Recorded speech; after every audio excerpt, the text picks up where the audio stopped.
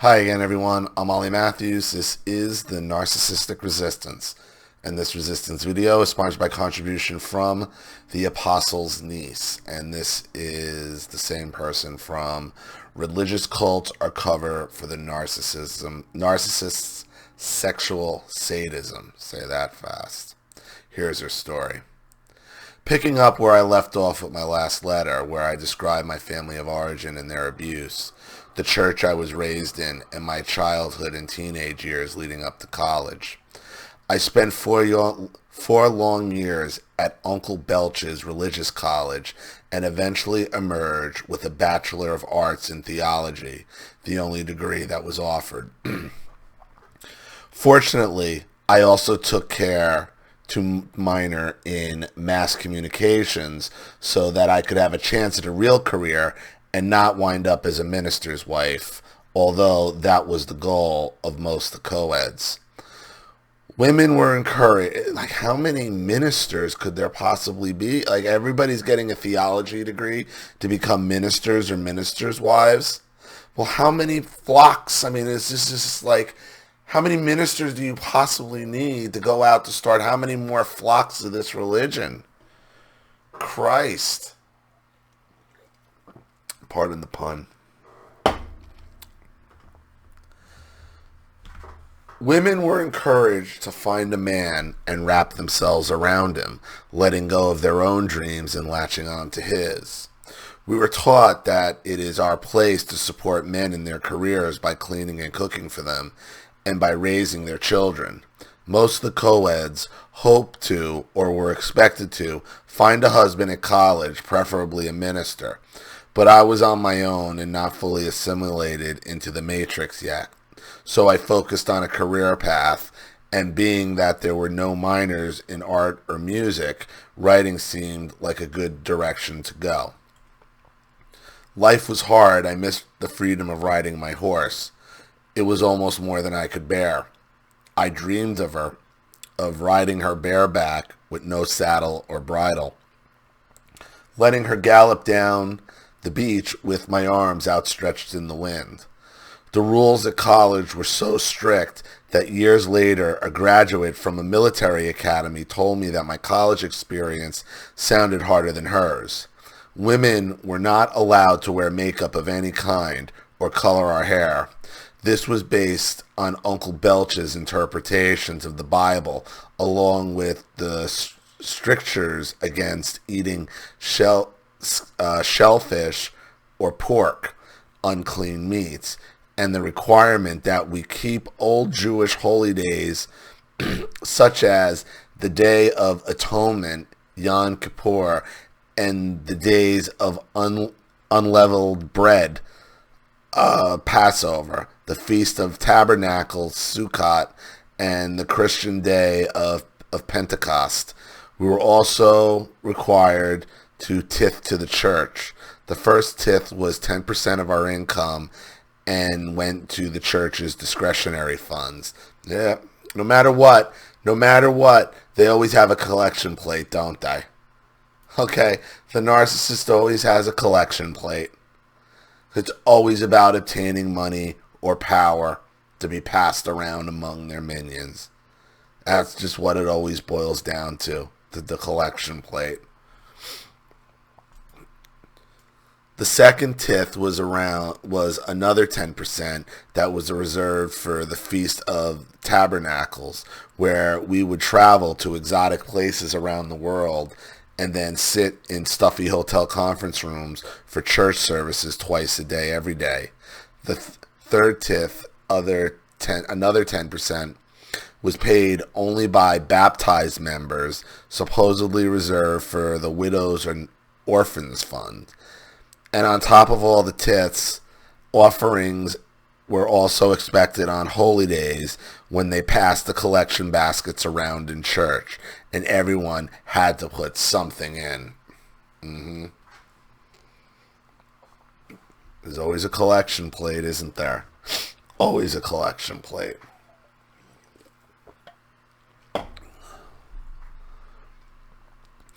Uncle Belch had also invited two of his grandsons to attend college that year. It was the first time I became acquainted with my father's side of the family as an adult. I had stayed in Uncle Belch's mansion a few times by now and had sat with him as he watched basketball or episodes of TJ Hooker in his living room. One time he told me that the suit he was wearing was tailored by the same man who tailored President Reagan's suits. He liked dropping little tidbits like that, as if I did not already know he lived a luxurious lifestyle. Right, but what he's doing, he's showing it off. Like, he's living that luxurious lifestyle off the collection plate of his minions, of his cult minions.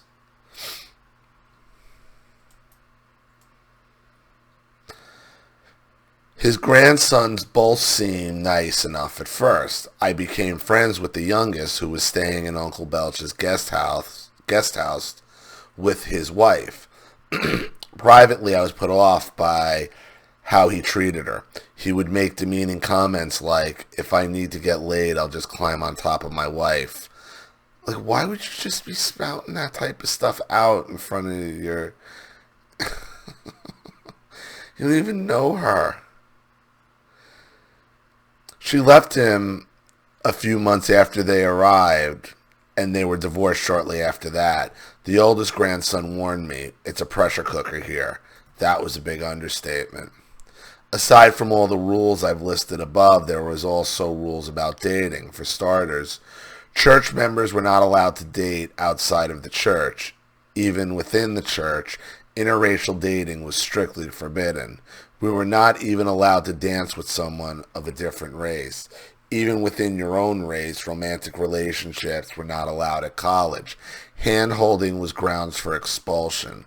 You were not allowed to be alone in a room with someone of the opposite sex, lest you give the appearance of evil. Co-eds were required to call for an escort if they needed to go somewhere on campus at night. I often had to go to work, for example. Some of the girls used this as a means of getting closer to whichever guy they had a crush on, because they were only allowed to date the same individual twice per semester. If you were seen with someone too often, you could expect to be called in to talk to a minister. You could be called in for almost anything, really. I was called in for things like laughing too loud, talking too much, and gesturing with my hands too much when I talked. They're breaking you down. That's what a cult does. They break you down. It's almost like military training. They're breaking you down. Controlling every aspect of your life. Every aspect of your life. And then passing around a collection plate. And then having you fund it. Have you fund their dysfunction.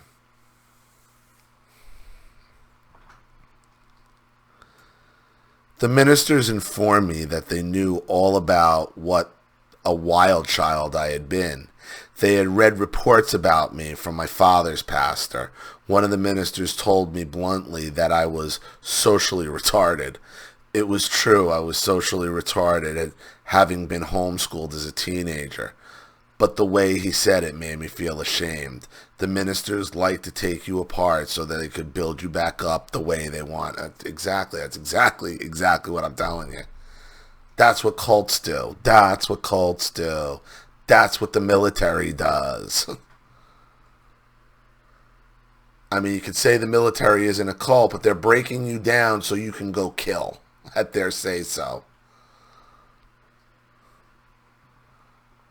The ministers like to take you apart so they could build you back up the way they wanted. They spoke for God, so their words were law. They spoke for God, which means they believe they are God. You got to understand this God shit with these people. They don't believe in God. They're atheists. These people, you got to understand this about your grandfather and everybody there who's spouting this shit, who's in charge. They're atheists. They're replacing themselves with God. When they say they speak for God, they're telling you, I am God. Nobody speaks for God. Nobody. And nobody's supposed to. But these guys do. God wants you to load up that collection plate, too.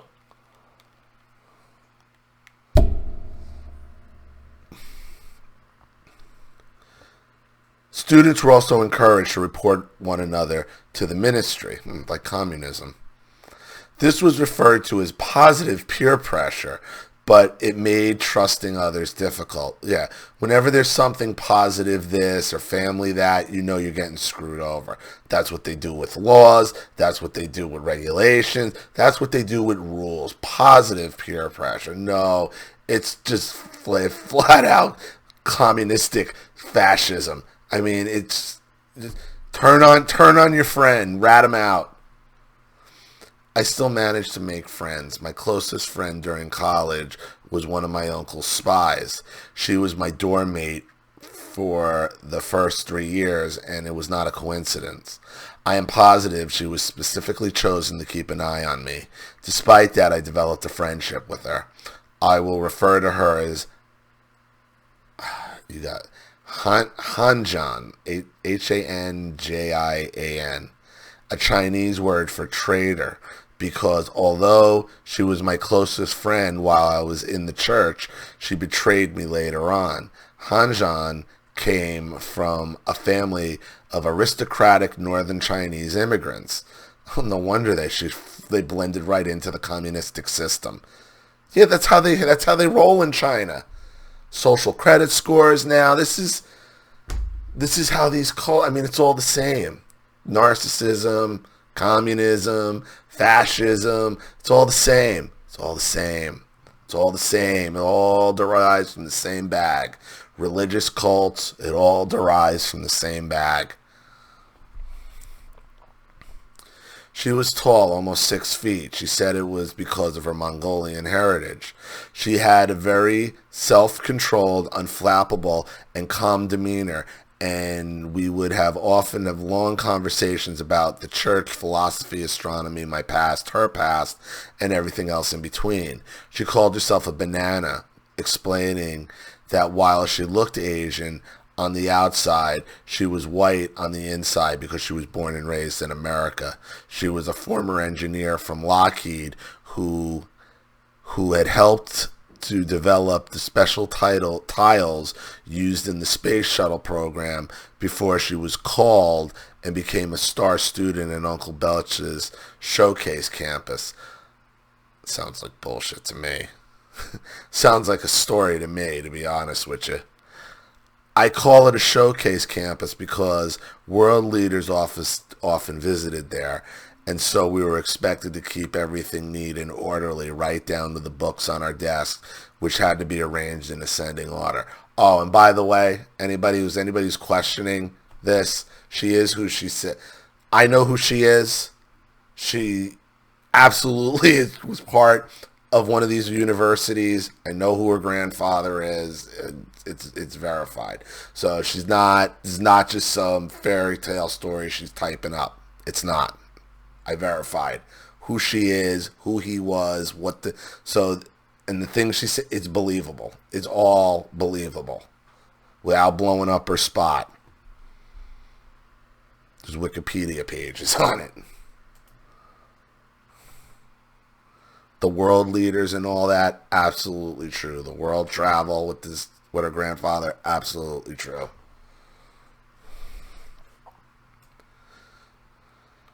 The Queen of Thailand visited the campus one year and stayed in Uncle Belch's mansion. So did Nancy Reagan, who gave her Just Say No speech at one of our assemblies. Not that anyone on campus dared do drugs, when just smoking a cigarette or being seen with one could get you expelled.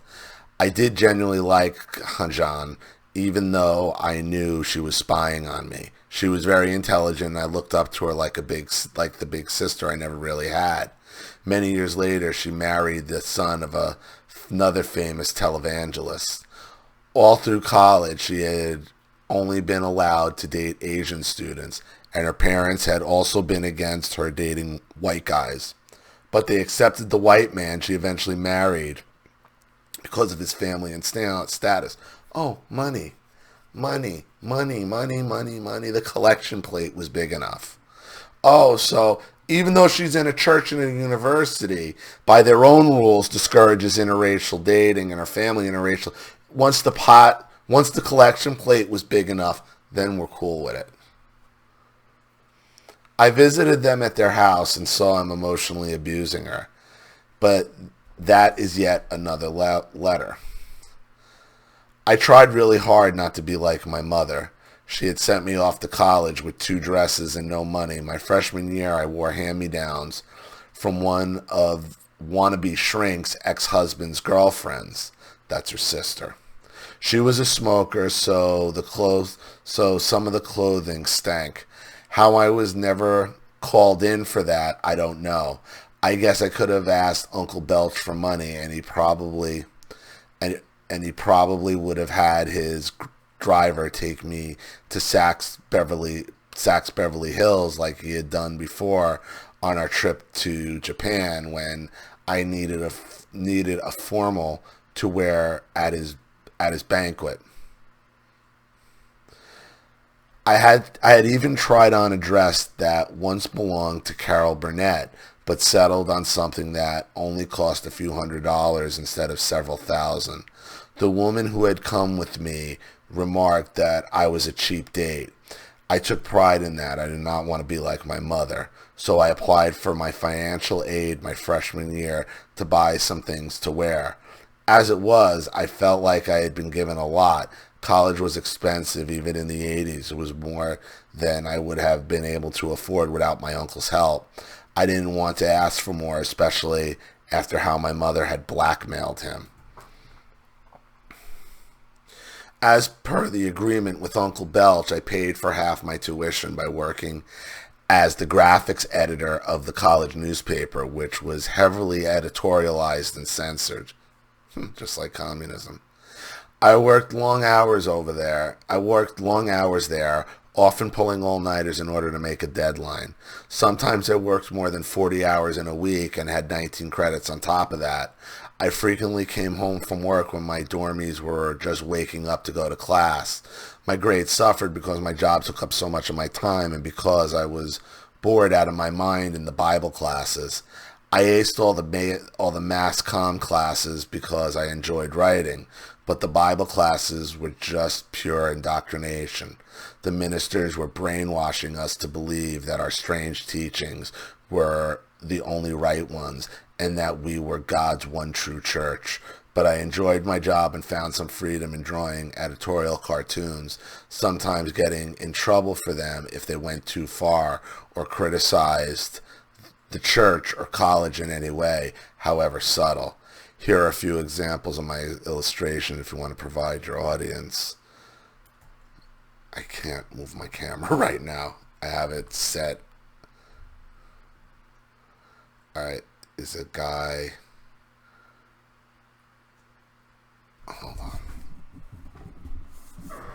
So there's a guy. I'll put links to it, to the cartoons. I'll figure that out in the comment section because I can't turn the camera right now.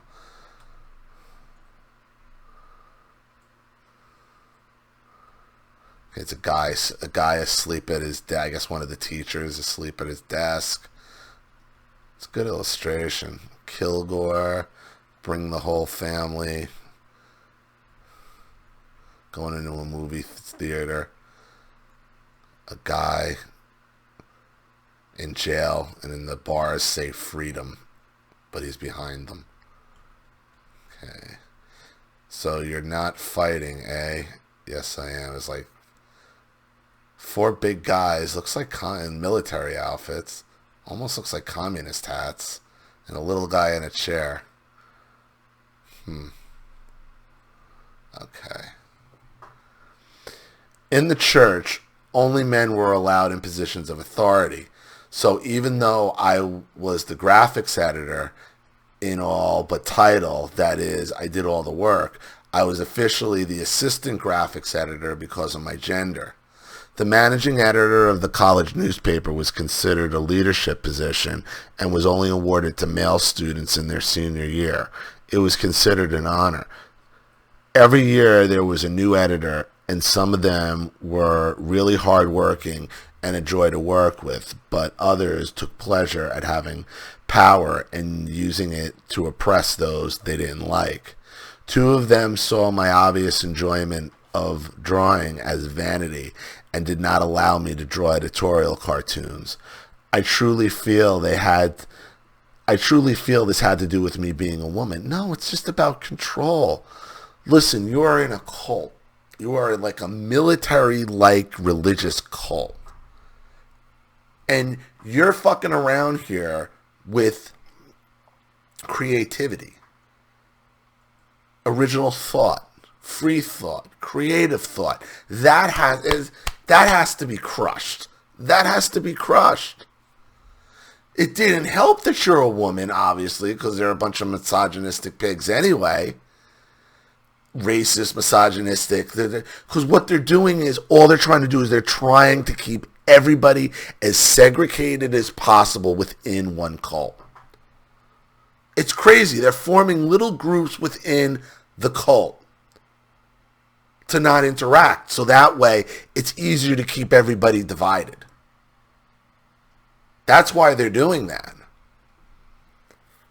They don't want white people talking to black people, talking to Asian people, because they're going to talk, and like, the more talk, the more chance they got, like, this guy might be full of shit. Yeah, I think so. Let's not give him any more money. Like, that's how that shit works.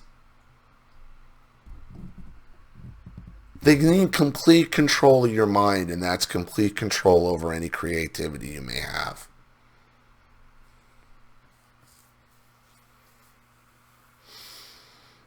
Misogyny was rampant in the church. The ministers were constantly expounding about the weaker sex. Men pranced around like proud peacocks in their suits, while women looked like drab female birds in comparison, since makeup was not allowed and fashionable clothing was strongly frowned upon. I remember wearing a leather skirt to a Bible study one time, and my date, who was one of the many bachelors who hung around the campus to hit on the co-eds, wrote me an angry letter about how my leather skirt had distracted him from listening to God's word at night. Oh, fuck off. Walk it off, pussy. Walk it off. Like, walk it off. Either walk it off, or that is the lamest game. Like, that is the weakest way to give a woman a compliment. Like, holy crap, man.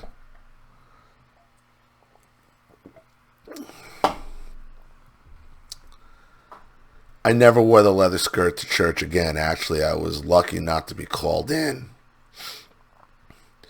We attended services on the Sabbath, the Jewish Sabbath, from sunset to sunset, and Bible studies on Friday nights. There were also forums and assemblies on Tuesdays and Thursdays, which sometimes featured interesting celebrities or other worldly speakers. But more often than not, there were just more sermons from the ministers. Yeah, more mind control. More mind control. They frequently involved admonishing students against lust. There were a lot of pontificating on the weaknesses and stupidity of women. One minister read a suicide letter written by a teenage girl who had killed herself. He had a gleam in his eye which looked suspiciously like delight as he talked about how dumb she was, killing herself over some guy. Know what the problem is? They're not trying to avoid lust. They're trying to avoid love. They want to make sure they're matching dead women who are dead inside. They're just desperate to get out, get married to anybody, not out of love, out of desperation. You get married out of love, you might start thinking on your own and realize, we don't need this shit.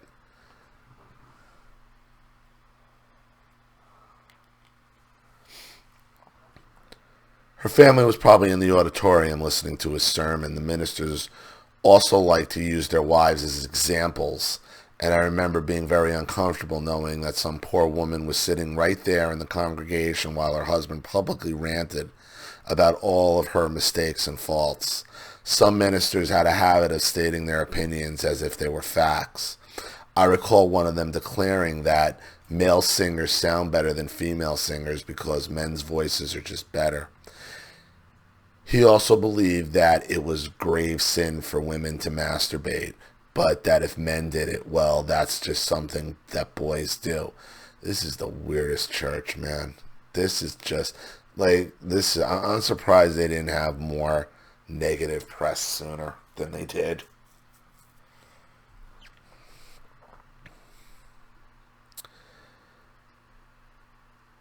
That same minister shamed me for having a crush on the freshman class president since I was a wild child and socially retarded and still not even baptized. Like, why do they even know what a college freshman female has a crush? The whole thing is so over sexualized. The whole thing is what I was my point in the first video. All it is it's cover for their sexual sadism.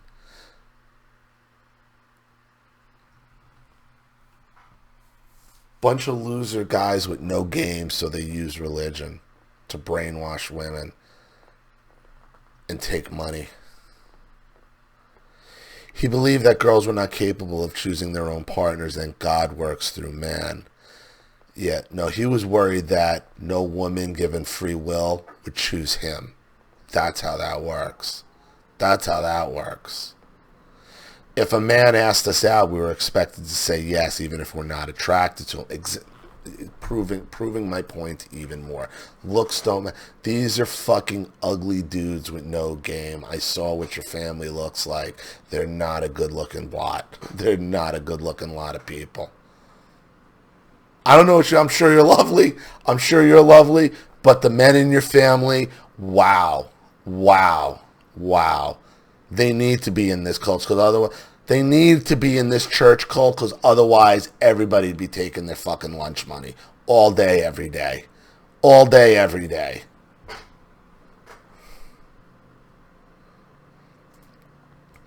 I was often asked to the college's lavish ballroom dances by men who I was not attracted to at all. I was not exactly popular despite being the apostle's niece, or maybe because of it. So I was often asked out by someone who needed a last minute date and had been told I was still available, or by someone who was interested in someone else but already had his allotted 2 dates with her that semester. Uncle Belch died halfway through freshman year.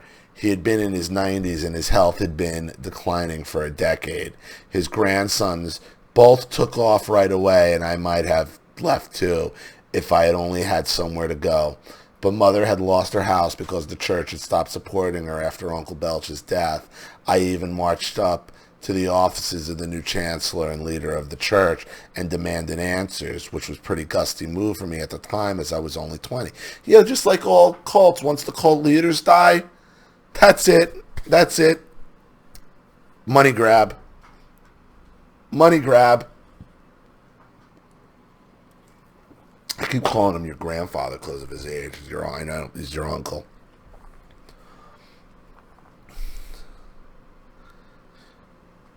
He told me all about how she blackmailed Uncle Belch and lied to him, claiming she was going to come back to the church again when she stopped attending years ago. I even heard a recording message that she sent to Uncle Belch in which she had threatened to expose him. The recording ended with her saying, "I'm desperate. I had no home to return to and didn't really want to live with my mother anyway. So I opted to stay in college and finish my degree. Even if it was the only a degree in theology because it was the only opportunity I had at the time. And there were benefits to attending that college despite all the strict rules and spying and the micromanaging of students' lives. I volunteered for several foreign projects. I taught art at summer camp in Scotland, where I lived in a tent in a sheep pasture on the banks of Loch Lomond. I worked at an architectural dig in northeastern Syria near the borders of Turkey and Iraq, where I measured potsherds and calipers and drew artist impressions of ancient cult objects. I traveled to Thailand one year for the Feast of Tabernacles and visited the project we had in Chiang Mai, where students taught the hill tribe people English at a rickety little schoolhouse in the jungle. I visited Jordan and Israel and Ireland and the UK and Germany. Occasionally I visited family and tried to talk about my travels, but no one was interested in hearing about it other than one aunt and one uncle who were kind to me. Hatchet-faced manhunter, who by now had divorced her first husband and had three sons with three different men, was on the hunt for another. Especially hated hearing about my travels. She thought it was unfair that I got to go to college and she didn't. Privately, though, I didn't think she would have made it through 4 years in that strict environment. The college did not offer Russian, so I took a year of French, even though I felt no passion for that language and didn't excel at it. There were a few of us who spoke Russian, so we got together and formed a Russian club. We held our meetings in the student cafeteria, which was sectioned off once per month into different rooms for the French, Italian, and German clubs. We had our own Klezmer band, directed by one of the history professors who was a Russian Jew. We had live drums and accordion and clarinet, and I sang bawdy Russian folk songs, and we made a clamorous and joyful noise, much to the horror of the more reserved language clubs next to ours. Eventually we got into trouble, though, for being too boisterous and had to tone ourselves down. I was told it was vanity to sing with the Klezmer band, so I sang in the church choir and performed in the college chorus. My junior year, we put on a huge production of Fiddler on the Roof, and I played the role of Yenti the matchmaker. We took it on the road and performed for congregations in several other states and Mexico's. Wannabe Shrink, my baby boom sister, who I told you about last time, and her kids came to see me in one of the performances. After the show, she asked her kids who had performed in high school plays what they thought of it, and of course they criticized the play I was in and made fun of it while she stood there gloating. I also sang at the ballroom dances the college held several times per year. I got in trouble for singing Sometimes When We Touch by Dan Hill. I was told that my singing was too passionate. Feelings were strongly frowned upon. My junior year, I got baptized. I was 23, and I was so confused by this point about everything that I was not sure what to do. I did not really believe that this was God's one true church, but I didn't know where else to go or what else to do, so I got baptized in the hopes that maybe then I would finally be accepted. Getting baptized was not a simple process. You have to go to counsel with a minister for months before they would approve it, but somehow I got through the counseling sessions, and the day I was baptized, the leader of the church surprised everyone by showing up to plunge me under the water himself. Of course, I was never really accepted there. As one minister told me while we were in Syria, you're the odd one out. Even in those far-flung corners of the world, ministers were always there to make sure you didn't spend too much time with anyone of the opposite sex, or think too much, or feel too much, or break the mold in any way. Some ministers were fond of telling us that we needed to be little yellow pencils. Well, they're only over in those portions of the world to get more cult members. At last, my graduation day came. I invited the one uncle who was kind to me along with his wife. I also invited Uncle Belch's black housekeeper. She had served him for decades, making gourmet meals for him and all the visiting foreign dignitaries, asking for a little in return. I had often seen her sleeping in an armchair in a closet in his mansion. I was privately ashamed to see her serving him that way, but she was a true believer, and she was proud of her job as the personal servant of the apostle. So now I just wanted to give something to her, even if it was just a champagne brunch and a seat at my graduation. I also invited my mother, who did her best to ruin the occasion. I didn't know she was a narcissist at the time. I just knew that she was abusive and that it was all but impossible to get along with her, and I tended to blame myself for that. She started her theatrics at the champagne brunch.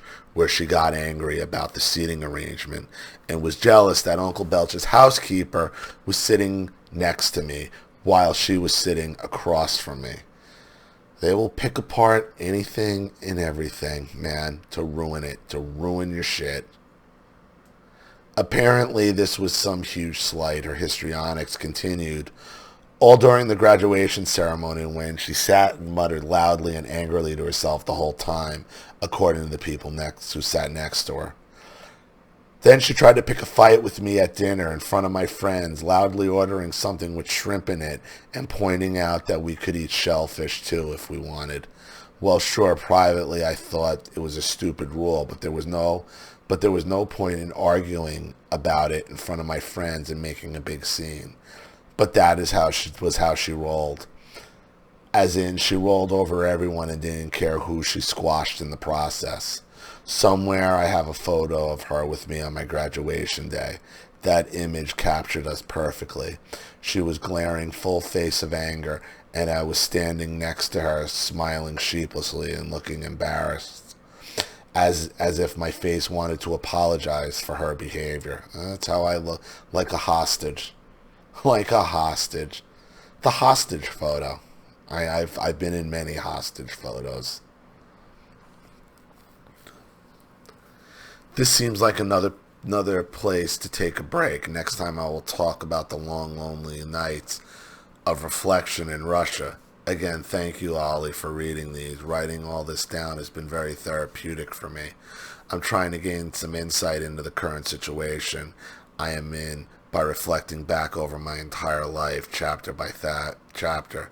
Thank you for bearing with me. I appreciate your thoughts and observations you have. Respectfully, the apostle's niece. I mean, you've been a hostage your whole life. I mean, that's just basically it. That picture at the end sums it up. Your whole life is a hostage picture. Your whole life. In this cult, with your uncle, with all these people, with your sisters. It's like you're traveling the world, but you're a hostage. Kind of like that girl Elizabeth Smart. You're like a hostage in plain sight.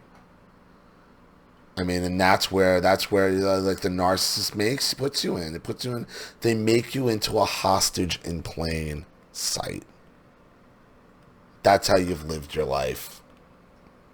And now you're free, or you're getting there. So, I hope that helps. Thank you, Apostles Niece, for another contribution and story. I really appreciate it. Thank you to everybody watching. Please leave any opinions or advice in the comment section below. And again, if you want your story read on the channel, you have a topic you'd like me to cover, a narcissist you'd like to expose, you'd like to have a private video made, or sponsor the channel in general, you know what to do with the PayPal and email links in the description box. This is because this channel survives 100% on contributions from all you guys. Without you guys, all this goes away. So if you like what you see here and you want to see more videos like this, you know what to do with the PayPal and email links in the description box.